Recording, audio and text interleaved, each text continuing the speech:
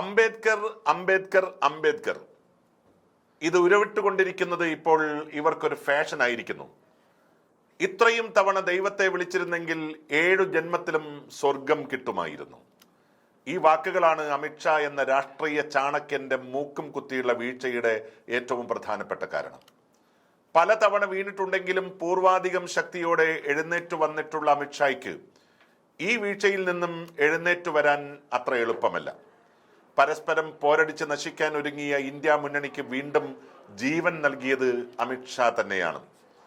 അംബേദ്കറെ വിളിക്കുന്നതിനേക്കാളും ദൈവത്തെ വിളിച്ചിരുന്നെങ്കിൽ സ്വർഗം കിട്ടുമെന്ന് അമിത്ഷാ പറയുമ്പോൾ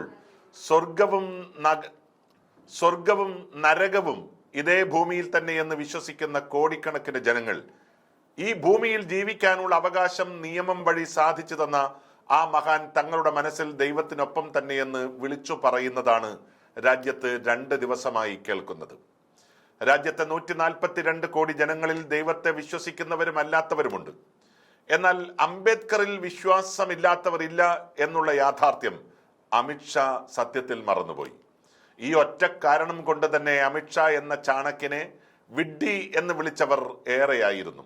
അവിടെയാണ് BJP തലയും കുത്തി വീണു എന്ന് രാജ്യം ഉറപ്പിക്കുന്നത്.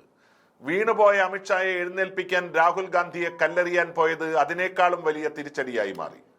അമിത്ഷാ പറഞ്ഞത് ഏറ്റവും വലിയ വിഡ്ഢിത്തമാണ് എന്നതല്ല, അത് പറയാൻ പാടില്ലാത്തതാണ് എന്നതാണ് രാജ്യം വിളിച്ചു പറയുന്നത്. രാജ്യം മുഴുവൻ ദൈവത്തെ പോലെ കാണുന്ന ഒരാളെ ഇത്രയും മോശമായി താരതമ്യപ്പെടുത്തിയതും ദൈവത്തോട് തന്നെ എന്നത് കൈവിട്ടുപോയി എന്ന് മനസ്സിലായത് കൊണ്ടാണ് എല്ലാ മസിലുപിടുത്തവും ഉപേക്ഷിച്ച് ഓടിപ്പോയി വാർത്താ സമ്മേളനം നടത്താൻ അമിത്ഷായെ പ്രേരിപ്പിച്ചത്.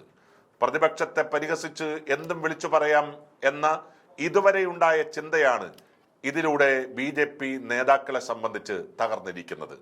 കാരണം BJP നേതാക്കൾ അംബേദ്കർ വിരുദ്ധരായി മാറുന്നതോടെ രാജ്യത്തിന്റെ ശത്രുക്കളായി മാറുകയാണ്.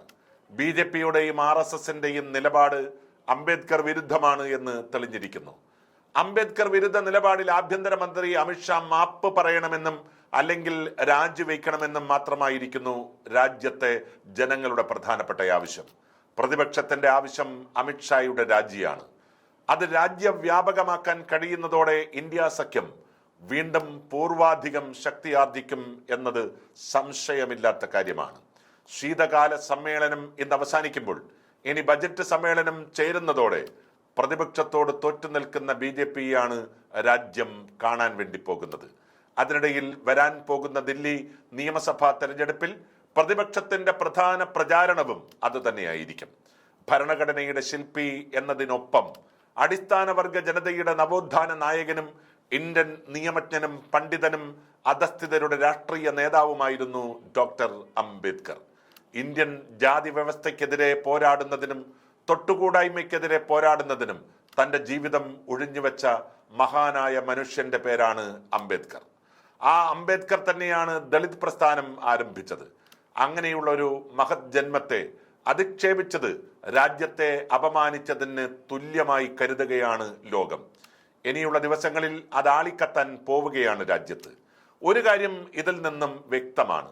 മതന്യൂനപക്ഷങ്ങളെ ആക്രമിച്ചും പുലഭ്യം പറഞ്ഞും രാജ്യത്തെ രാഷ്ട്രീയ പ്രവർത്തനത്തിന് പുതിയ ഒരു അപകടകരമായ മാറ്റം നൽകിയ അമിത്ഷാ കാലം ഒരു കാവ്യനീതി പോലെ തകരുന്നതിന്റെ നിമിത്തമാണ് ആ നാവ് കൊണ്ട് തന്നെ അംബേദ്കർക്കെതിരെ പറഞ്ഞ വാക്കുകൾ രാജ്യത്ത് കൊടുങ്കാറ്റായി മാറാനുള്ള കാരണവും. അംബേദ്കറെ അപമാനിച്ചു എന്നുറപ്പായാൽ അതിന് പ്രതിവിധി രാജ്യം തന്നെയാണ്. അതാണ് അതിൻ്റെ ഒരു നീതിന്യായ കണക്ക്.